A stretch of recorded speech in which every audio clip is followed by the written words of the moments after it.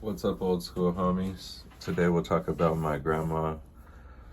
I mentioned that she passed away a few weeks ago, and it was a little bit difficult to deal with. Not that I really dealt with it much, I just kind of patiently waited for it to hit me. And it's still not really hitting me, and she's gone, and I can't talk to her anymore. And there could be some regrets that I didn't call her more towards the end.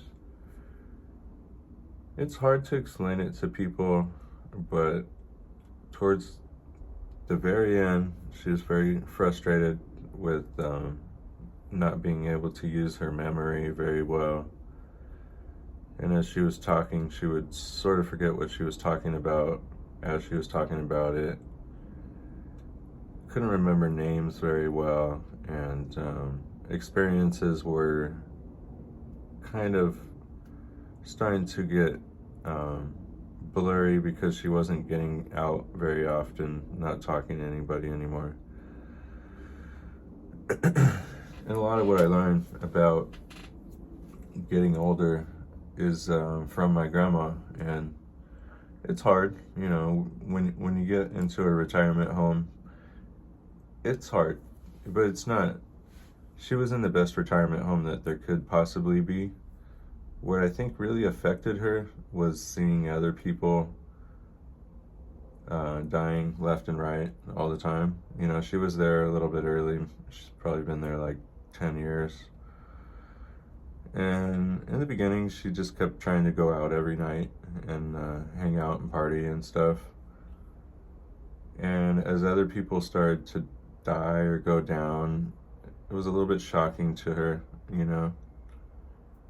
She says, I don't like being here. This is depressing to me, seeing all these other people that don't know where they are, they don't know what they're doing. Dementia is basically what she's trying to explain, which is eventually what happened to her. And with it, it's evoking more anger as time goes on for some people, and she was one of them. She was very patient her whole life, very nice, mild-mannered. But if you can't remember things anymore, you sort of get more frustrated, and there's less things you could do for yourself as other people try to help you. You don't want help, all that, and it's expensive, and my dad, luckily, he paid for all of that out of the kindness of his heart, even though his relationship wasn't perfect with her. He still gave her the dignity of putting her in a retirement home and paying the money, so I totally commend him for that. My grandma's best friend was my mom, though.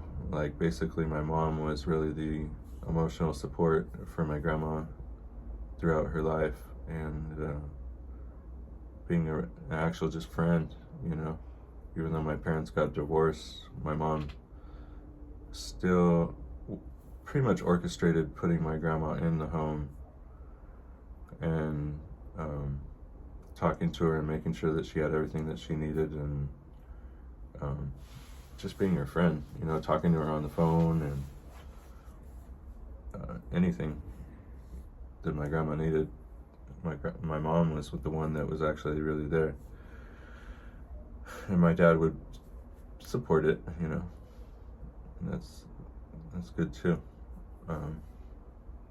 I actually visited probably the most. I think my grandma, she would always say that I was her favorite person, not that you should really say stuff like that, but yeah, I appreciated who she was, and just kind of the way that she used faith to make her life work. And it was on a shoestring budget for 90 years. Yeah, my grandma is amazing. You could just see things happening that you wouldn't have thought would happen, Thanks for enjoying me, guys. Have a good night.